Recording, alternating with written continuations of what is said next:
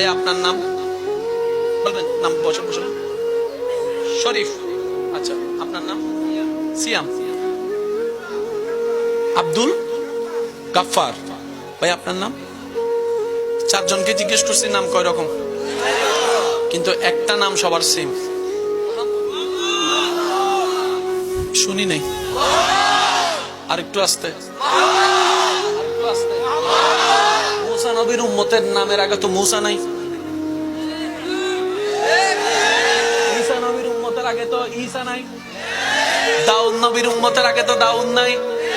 কিন্তু আপনি যেখানে জিজ্ঞেস করেন ভাই আপনার নাম কি, কয় মোহাম্মদ শরীফ। কে আপনার নাম কি? মোহাম্মদ আব্দুল গফুর। ভাই আপনার নাম কি? মোহাম্মদ আব্দুল মতিন। ভাই আপনার নাম কি? মোহাম্মদ আব্দুল করিম। নাম আলাদা, মোহাম্মদ সেম। ভাই এটা কি? এটা হচ্ছে আমাদের ভোটার আইডি কার্ড। আমাদের আইডি কার্ড। আরেকটু জোরে কয় না, আরেকটু জোরে কয় না। আমাদের আইডি কার্ড। ওলামায়ে কেরাম যত আছেন ওনাদের দোয়া নিয়ে একটা কথা বলতে চাই। সবাই আল্লাহর বান্দা, আমরাও আল্লাহর বান্দা। আদম নবীর উম্মত এসেছেন আগে, আমরা এসেছি পরে। কিন্তু হাসরের ময়দানে যখন বিচার শুরু করবেন, আল্লাহ সবার আগে বিচার শুরু করবেন আমাদেরকে দিয়ে। বলেন না রে ভাই? আসলাম সবার, বলেন আসলাম সবার। আল্লাহ বিচারে ডাকলো সবার। এখন আদম নবীর উম্মতে মনে মনে কি তা কইব?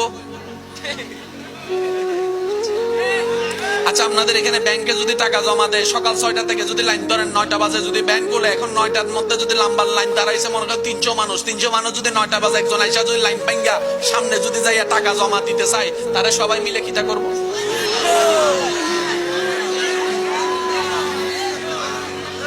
একটু আকল দিয়ে বলেন না। প্রথমে হাত লড়বে না, প্রথমে কিটা করবো?